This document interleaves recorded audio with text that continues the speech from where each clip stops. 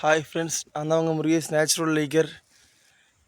பொதுவாகவே வாழ்க்கையில் பணம் தான் பெரிய ஆயுதம். பணம் இல்லைன்னு சொன்னால் சொல்லுவாங்களா, பணம் இல்லாட்டா நம்ம ஒரு பொணம்னு சொல்லி. எஸ், பணம் இல்லாத வாழ்க்கையில் வாழ்கிறதும் சரி, பணமாக இருக்கிறதும் சரி. பணம் இருக்க வரைக்கும் தாங்க உறவுகள்லாம் நம்மளை மதிக்கும். பணம் இல்லைன்னா யாருமே மதிக்கிறதில்ல. கட்டிய மனைவியிலிருந்து பெற்ற தாய் வரைக்கும் எல்லாருக்கும் பணம் தான். பணம் இருந்தால் பாசம் அதுவாக வரும். பணம் இல்லை என்றால் உலகத்தில் யாராலும் தேடப்பட மாட்டோம். பொதுவாக அந்த வகையில் இன்றைக்கி நம்ம என்ன வந்திருக்கோம்னா பார்த்திங்கன்னா நம்ம தோட்டத்தில் இந்த தென்னை மட்டைகள்லாம் கழிச்சு விட்டுருக்கோம். பார்த்திங்கன்னா இந்த தென்னை மரங்களில் பொதுவாக மரம் காய்ப்புக்கு வந்தப்புறம் அடிமட்டையை கழிச்சு விட்டால் தான் அதில் காய் நல்லா வரும். பார்த்திங்கன்னா அந்த மட்டைகளுக்கு இப்போ காய் புதுசாக காய்க்கக்கூடிய மரங்களில் நெருக்கமாக ஓலைகள் இருக்கும். அதனால் அதிகமான மகசூலை தர முடியாது.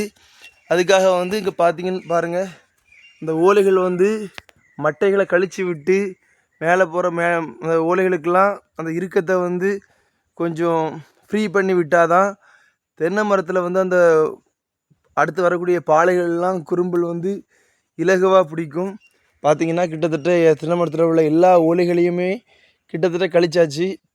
இனி என்ன செய்ய போகிறேன்னா இந்த ஓலைகள்லாம் வச்சு இதை அரைக்கிற ஒரு மிஷின் நாளைக்கு ஆர் டே ஆஃப்டர் டுமாரோ நாளை மறுநாள் வரப்போகுது.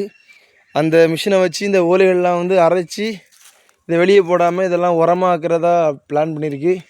ஸோ பாருங்கள், அதாவது பொதுவாகவே தென்னை மரத்துக்கு நல்லா காய் போடுறோன்னா அந்த மாதிரி ஓலைகளை நீங்கள் அடிக்கடி இல்லாட்டெல்லாம் ஒரு இயர்லி ஒன்ஸ் ஆகுது நீங்கள் இதை கழிச்சு விட்டிங்கன்னா தான் மரம் நல்லா காய்க்கும். ஒரு மனுஷனுக்கு பொதுவாக இப்படி முடி வெட்டுற மாதிரி தென்னை மரத்துக்கு முடி வெட்டுறது, முடி சொல்லுவாங்களா, முடி நிறையா இருந்துச்சுன்னா என்னடா இவ்வளோ முடி இருக்குது, குழந்தை விட்டா வளரும், பம்பை மாதிரி இருக்குன்னு சொல்லுவாங்க.